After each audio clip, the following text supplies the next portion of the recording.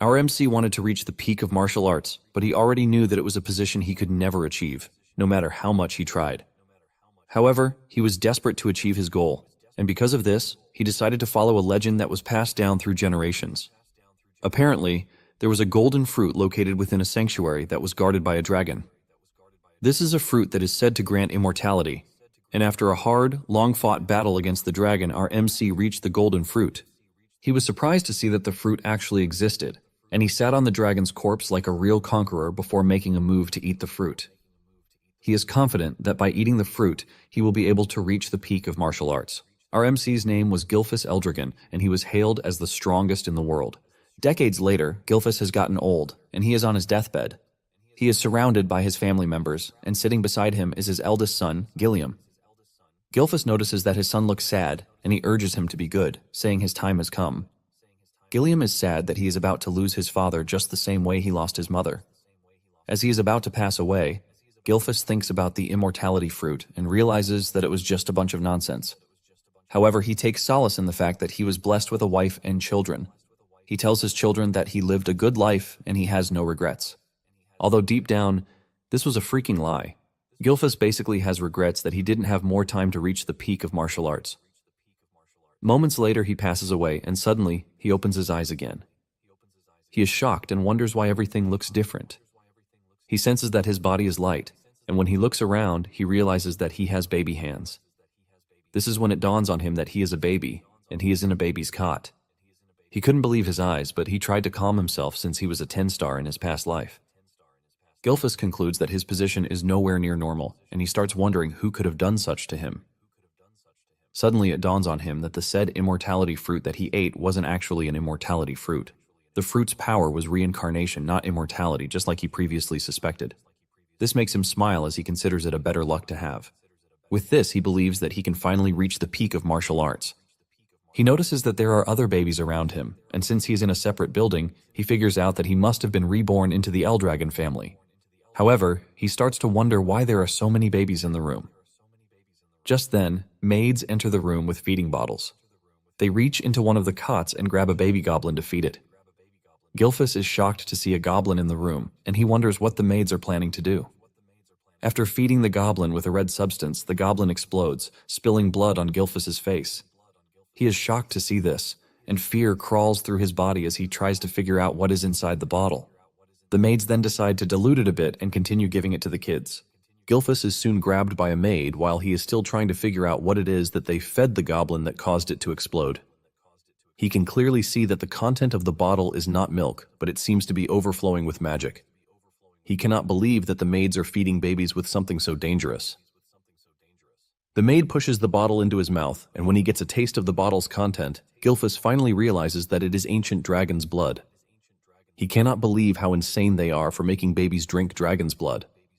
He finally realizes why they said they are going to dilute it. He decides that he needs to spit it out, but remembers that he has swallowed it a little bit.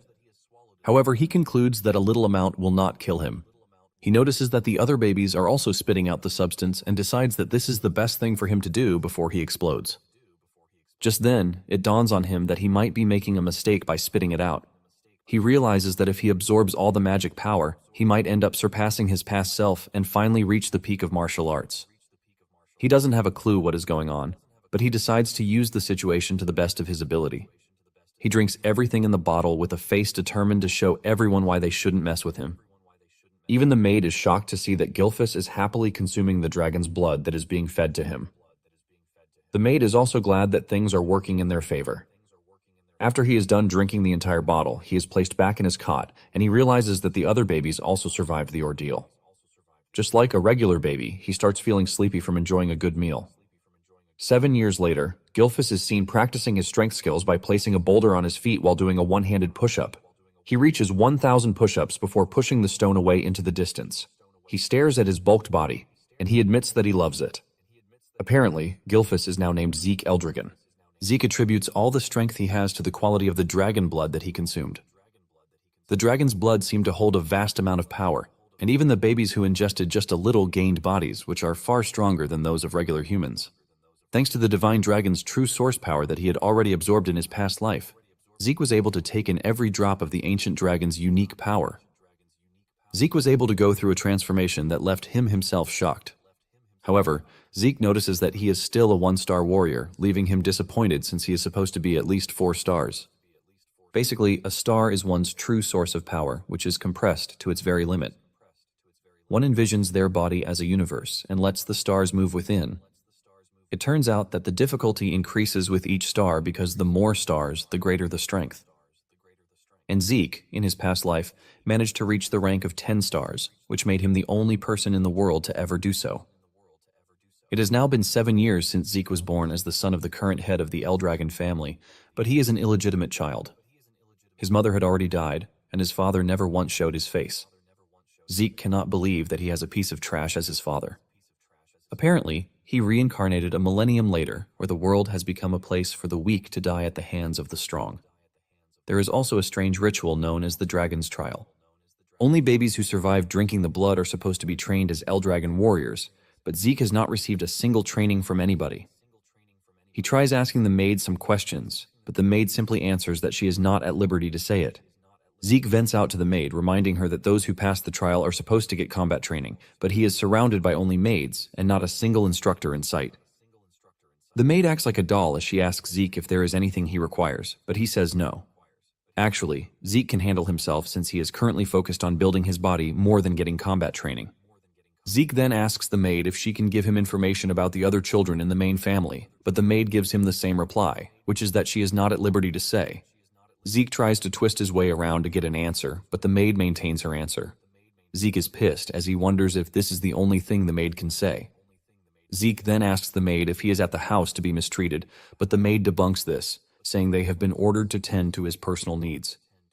Zeke notices that the maid is a 3-star fighter, and for combat training, she would help him. Since the maid is not being helpful, Zeke decides that it is time for him to head into the forest. He can't believe that he has been living with a maid for 3 years, and they have no real connection. Zeke expects a reply, but he gets none from the maid, who seems to now be ignoring him. Zeke gets into the forest and eats a bunch of poisonous herbs, which obviously taste awful. However, he doesn't care as he considers it a part of his training. Suddenly, he notices that there is a faint trail following him. He wonders why someone would be trailing him and would not show up to say something.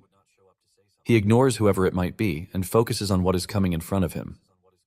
Suddenly, he notices an angry boar in front of him. It dawns on him that the black mist coming from the person trailing him didn't exist in his past life, leaving him to wonder what it is exactly. Nonetheless, Zeke shows himself to the boar, and just as the name implies, it charges toward Zeke. Zeke grins when he realizes that he has the boar's attention. Zeke takes the perfect stance to easily dodge the boar, and once the boar is right in the open, Zeke lands a punch to its gut. This leaves a terrifying impact that smashes the boar's insides and one-shots it. Zeke is impressed that just a light tap from him, who is a 1-star, was able to take the boar out. Zeke then concludes that the quality of the star is what matters, not the quantity. Zeke grabs the boar and puts it on his shoulder as he heads back home. Zeke talks about how he is already tired of staying alone and he thinks of going on an adventure. However, he realizes that the sea will be the only place he can go, even if he wants to go anywhere. Meanwhile, the strange dude who was trailing Zeke is shocked that he was able to take out a boar with just a single punch without ever receiving an ounce of combat training. In addition to this, he can't believe that Zeke actually noticed that he was hiding. He basically concludes that Zeke is not a normal kid. Since his mother died very young and his father had no interest in him, he concludes that there is no way Zeke could have received a proper education. However, he isn't allowed to run away since he is the child of the family head, and because of this, he has been kept under surveillance. The strange dude realizes that things are getting very interesting at every turn. Zeke returns home and notices that there are visitors at the house. He can sense the strength of these visitors, and he wonders what it is that they want from him. He walks to the door to eavesdrop on their conversation, and from what he can sense, there is no killing intent from them. He then finally opens the door to see some men in the room, and he asks them why they have come. He notices that the men have the Eldragon emblem on their clothes. This gets him even more curious, and he wonders what the men want from him. Just then, the men tell him that they have come to take him because he needs to undergo an examination. Zeke almost loses his mind when he hears this, since no one told him about any freaking examination. Soon afterward, Zeke is taken to the main house. He never expected that he would come back after 1,000 years since he had been away from there. Zeke is dressed in a school uniform by the men who came to the house. It turns out that he was brought to the main house not for luxury, but to attend the academy known as Dragon's Nest. This was an academy that was established by the Eldragon family, and everyone born in the family aims to enroll in the academy. Apparently, they all receive education when they turn 7 years old, and today was the entrance examination. But Zeke didn't receive any education in the first place. However, Zeke has no choice but to take the exam since it is mandatory, which is why he was brought all the way from where he is staying in the woods. Zeke is frustrated by everything, and this causes him to bow his head in pain. While the other students walk past him, one of them with blue hair, Langus approaches him. Langus is from the Old Scale village, and he asks Zeke if he is fine or if he is in some sort of trouble. Zeke turns around to look at him, and he rudely asks him what he wants. Langus appears to be a timid person, as he tells Zeke that he was only trying to help since he looks like he is troubled. Zeke is shocked by Langus's approach. He can sense that he is the shy type, but he notices that he has some power running through him. Zeke gets on his feet and apologizes for being rude. He then introduces himself, and he tells Langus that he is only confused as to what the family heads are planning to make them do. Langus then replies that the exam content doesn't change from year to year. However, Zeke clears the air, telling Langus that he actually does not know what the exam is all about. Langus is shocked when he realizes that the dude in front of him truly has zero knowledge of what he is saying. Langus wonders if Zeke will be fine since he has no idea what he wants to face during the examination. Langus then decides to take the pain to explain to Zeke. Just as he is about to start explaining, a group of bullies appears from behind, calling Langus a runt. Even Zeke is shocked to hear someone calling Langus a runt. The bully group turns out to be led by a dude, Retin, and he is also from Old Scale Village. Retin makes fun of Langus, asking him why a runt like him is coming for the examination when he can go home and just play around. Langus still fails to catch the diss as he replies that he has come for the examination, but this only causes Retin to scream at him. Retin tells Langus that he is a piece of trash and that there is no way someone like him will ever get into the academy. Retin continues having a laugh at Zeke as he reminds him that his father is a mock dragon. Zeke notices that Langus is pissed as he can see that he has clenched his fist. Apparently, the Eldragon family has a hierarchy, which is established by an absolute monarch. The rookies are known as lesser dragons, the common soldiers are known as young dragons, and the captain class are the adult dragons. Sitting at the top are the elders, or executive class, and they are known as the elder dragons. However, there is a level at the bottom which is reserved for trash, and they are called the mock dragons. The mock dragons are those who failed to enter the dragon's nest or those who could not graduate from the academy. They are basically referred to as fakes, but Langus wants to prove that people like him are not fakes. Zeke then decides to join the conversation, and he asks Retin how he knows that Langus is trash when he hasn't even undergone the examination. Retin is shocked by Zeke's interference, and he asks him who he is and if he has a problem with him. Zeke replies that he is cool, but he just wants to know why Retin thinks it is impossible for Langus to enter the academy. Retin then replies that people like Langus are weaklings. Zeke is shocked to hear this, and he simply tells Retin that Langus is stronger than him and his gang of trash. This pisses Retin off as he asks Zeke if he is implying that they are beneath someone like Langus. Before the entire thing can blow up, an examiner shows up to tell the students that the entrance examination is about to begin. He tells the applicants that they are required to pick a number tag after registering. Retin stares at Zeke with so much disgust, promising that he is going to remember his face. Zeke is surprised that Retin is already pissed, and he wonders why the current youth are short-tempered. Langus is surprised to hear Zeke say this since they are all of the same age. Langus then adds that anyone would get mad if they were called weak. Zeke then asks if the exam is mandatory, but Langus mentions that he is free to withdraw if he thinks he lacks the ability to participate in it. This comes as a surprise to Zeke, but this further proves to Langus that Zeke knows nothing. Langus then advises Zeke to withdraw since he might get hurt during the examination. Zeke lets Langus know that he has no intention of withdrawing. Langus is surprised to see how confident Zeke is even though he has no idea what the exam is all about. Zeke then suggests that they get a move on before the exam begins. Momentarily, all of the applicants are gathered. The examiner stands in front to tell them the details of the exam. He lets them know that all they need to do is leave a scratch on the rock in front of them to pass the examination. However, no weapons aside from the ones provided by the examiners are allowed. To make it interesting, they are allowed to use their bare hands as long as they can make a scratch on the rock. The examiner then reveals that they all have 3 attempts each, but Zeke doesn't see this as a particularly difficult examination. Langus is horrified to hear this, and Zeke wonders what the surprise is, since all they need to do is get a scratch on the rock. Zeke was already expecting some crazy examination because of the trial that they put them through by having them drink dragon blood, but with what he is seeing, Zeke is highly disappointed. The examiner then orders the examination to begin. The first applicant walks up to the rock and slashes it with all his might, but this shatters his sword and leaves a loud bang that almost deafens those who are present.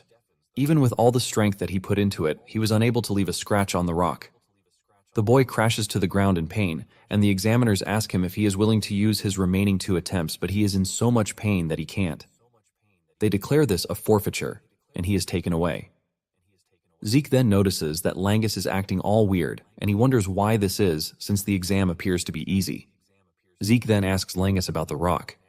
Langus reveals that the rock is called the Regeneration Stone, and it can repair any minor scratch instantaneously. It also has the ability to reflect a damage impact by 100 times over if attacked with brute force. Zeke concludes that the rock is pretty outrageous. Langus then mentions that one can actually leave a scratch on it if the ether source power within a person is properly circulated. With what he just heard, Zeke figures out that it basically falls on the proper handling of the ether source power rather than the individual's martial arts skill. Zeke takes a glance at the participants and he figures out that there is a considerable number of applicants who should be able to pass the exam. He notices that Retin and his guys are also strong enough to pass the exam. From where he is sitting, he can hear the applicants failing one after the other after their arms are broken from trying to leave a scratch on the rock. Momentarily, the examiner calls on number 315, which is Zeke's number. Langus fears for Zeke and he urges Zeke to withdraw, but Zeke assures him that he will be fine. Zeke steps up, and once the examiner sets his sight on him, he senses an immense pressure and aura coming from Zeke. Zeke is asked for a choice of weapon, and Zeke replies that there is no need for one as he plans to use his bare hands. The examiner asks him again if he really doesn't want to use a weapon, and he says yes, assuring the man that his fists are enough to do the job. When the other students hear this, they start making fun of him, saying there is no way he is going to be able to get a scratch on the rock with just his fists. Even Langus doesn't believe in Zeke, as he genuinely believes that his arms and fists might get ripped off. Langus starts blaming himself, saying he should have tried to stop Zeke from participating in the exam. Since Zeke has made up his mind on what he wants, the examiner tells him to proceed. Zeke checks out the rock and admits that it is made up of a mineral he hasn't seen before. He concludes that it is something that formed after 1,000 years. He realizes that there are a lot of things that he doesn't know yet, but he decides to shift them all to the future. Zeke powers himself up, ready to punch the rock. With the amount of power he generated, he believes that it should be enough to do what he wants to the rock. The technique he prefers to use is called the Dragon Slayer combat technique form. A bright yellow aura forms around his body and arm as he smashes his arm into the rock. This shatters the top of the rock at impact, leaving a loud noise and a cloud of dust. Everyone is surprised, but while everyone is closing their eyes, the examiner's eyes remain open, acting like a big deal. Zeke heaves a sigh of relief, but notices that the technique is a bit advanced for him at his age. He checks out his arm to see that it is bleeding, and his uniform is also ripped. Instead of praising himself for breaking the rock, Zeke concludes that his training isn't enough. The other students are left to wonder how he did it. On the other hand, Retin is just mad that Zeke was able to smash the rock. Langus is left picking his jaw from the ground since Zeke is the last person he expects to pass the exam. Even the examiner considers what he just watched an impossibility because only someone who is a 4-star rank or higher should have been able to shatter the Regeneration Stone. Since Zeke is an illegitimate child, the examiner wonders if he somehow inherited the powers of the house. The examiner also figures out that he has seen the move that Zeke used somewhere else. Zeke then walks up to the examiner asking him how he fared in the examination. The examiner lets him know that he has passed, and he is given a bottle with a green substance in it. Zeke asks the junior examiner about the contents of the bottle, but the dude just stares at him with hatred, telling him to move away. Zeke just assumes that the bottle is a reward for passing the test. Zeke returns to his newly found friend, and Langus praises him for how amazing he was. Zeke then asks Langus about the bottle, and he reveals that it is a healing potion. Zeke is confused when he hears this, and Langus mentions that it is a normal grade healing potion. Zeke checks it out one more time and realizes that the substance doesn't look poisonous. He starts wondering if the said healing potion might actually be an elixir. Apparently, an elixir is a potion that is made from very rare materials, and it is combined with herbs that grow only in secret realms. In addition to this, pure elixir cores from divine and phantom beasts are added. Drinking the elixir basically heals old and recent wounds instantly, while also boosting one's ether. However, refining the elixir is very difficult since its ingredients are very difficult to find. This is why it rarely appears on the market. Zeke then consumes the healing potion, and just as expected, his torn arms heal back up. Zeke is blown away and realizes that the healing potion is really an elixir. Langus then says he has no idea what an elixir is, but the Eldragon healing potions are much better than the ones obtained from stores. Langus considers this a normal thing, while Zeke is entirely blown away, since all of his injuries healed instantly. However, he notices that there is no ether surge like when he takes an elixir. Langus then tells Zeke that he is quite impressive, but Zeke doesn't believe this. Zeke checks out the bottle and realizes that it is basically what human knowledge has been able to create for over a millennium. Langus then reminds Zeke that he is pretty strong, and Zeke replies that he aims to be the strongest, so he is not surprised. Retin and his gang of bullies soon step forward to take their test, and they all pass. Zeke is not surprised by this, as he already knows that they are going to pass. Finally, applicant 414 is called, and this turns out to be Langus. As he walks down the stairs, Zeke notices that Langus is nervous, and he urges him to pull himself together, assuring him that he is going to be fine. Langus basically turns around, telling Zeke to stop raising the bar so high. When Langus reaches the test site, he picks up a sword, leaving Zeke to wonder what the dude is actually doing. Langus takes a deep breath and launches his sword strike at the rock. However, he fails to leave a scratch, and he even falls down in the process. As usual, the examiner lets him know that he has 2 more trials. Langus then gets back on his feet to try again, but the result remains the same. He falls to the ground in tears, wondering if he is about to fail just like his bullies told him he would. Just as expected, Retin and the others are already laughing at him, saying the child of the half-dragon will always be half-dragon. They urge him to give up while reminding Zeke that he earlier said that someone as weak as Langus is stronger than they. The examiner then tells Langus that he has just 1 more try. They ask him if he wants to try again, and Langus starts to stutter as he falls into a state of total darkness. Just then, Zeke's voice appears from the darkness, asking him what he is doing. Langus turns around in confusion, and Zeke suggests that he use a spear instead of a sword. Langus is still confused by this, and Zeke says he means what he said. Zeke berates Langus for using a weapon that doesn't suit him. Zeke assures him that no matter how many times he tries, he won't be able to make a dent in the rock using a sword. Retin and his friends start laughing at Zeke again, saying Langus was taught to use a sword from when he was a kid, and he never took spear lessons. At the same time, they believe that Langus will still remain his pathetic self, even if he switches weapons. Zeke then asks the examiner if they are allowed to change weapons mid-test. The examiner assures Zeke that there is no problem in doing this. Zeke smiles at Langus, telling him that he is free to go ahead and use a spear. Zeke stands as a proper motivational speaker, asking Langus if he is ready to leave like a loser, but Langus says no. Langus then gets back on his feet as he tells Zeke that he will take his suggestion and try using a spear. Apparently, Langus's father wasn't allowed to enter the dragon's nest, and he was always at the receiving end of mockery. Even with all of these, he never gave up, and he still made sure to raise his son well. Because of everything his father did for him, Langus is willing to prove that he is not fake. He remembers Zeke saying he will always meet the same result no matter how many times he uses a sword. He hasn't known Zeke for long, but he is choosing to believe in him. However, he doesn't know how he is supposed to use the spear, and Zeke just tells him to thrust it straight. He urges him not to think hard about it and just do it. Langus knows it is impossible for a first-time spear wielder to just hit the regeneration stone and damage, but he will never be sure if he doesn't try it. Even though he just met Zeke, he is choosing to trust him. Since Zeke believes in him, he also wants to do the same.